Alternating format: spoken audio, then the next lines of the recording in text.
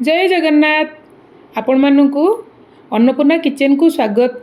आज मु आपण मानक पैंका सोया ग्रान्युल्स रे गोटे भेज फ्राइड राइस नहीं आसी बहुत टेस्टी लगे यहाँ गोटे थर निश्चिंत बनईकी देखूँ। आपन तो पनीर खाइथिबे फ्राइड राइस आउ मशरूम रे भी खाइथिबे गोटे थर सोया ग्रान्युल्स पकईकी सोया चंक नहीं ग्रान्युल्स पकईकी करिकी देखूँ। देखो मो कड़े गरम हो गला मु रसुण और अदार चॉपिंग करी रखी से देदेली आ गोटे कंचा लंका देदेली। आपणकर राग जी खाती से हिसाब से देवे। आउ मु पियाज चॉप करी रखी से देदेली। देखो पियाज टिके भाजी सारापर आम परिबा गुड़ाक देदेबा।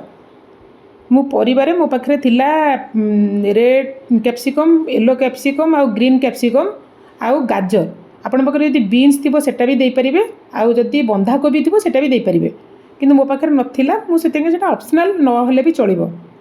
देखो स्वाद अनुसार टिके लुण देदेली। देखो मु आगुरी सोया ग्रान्युल्स को पानी में बतुरे रखी आपर कौन करी भाजिकी रखीदी से देदेली। आउ बिरयानी राइस को मु 90% कुक करी रखी से एबे मु दे दूची। ओभर कुक करेनि के फ्राइड राइस का राइसटा को।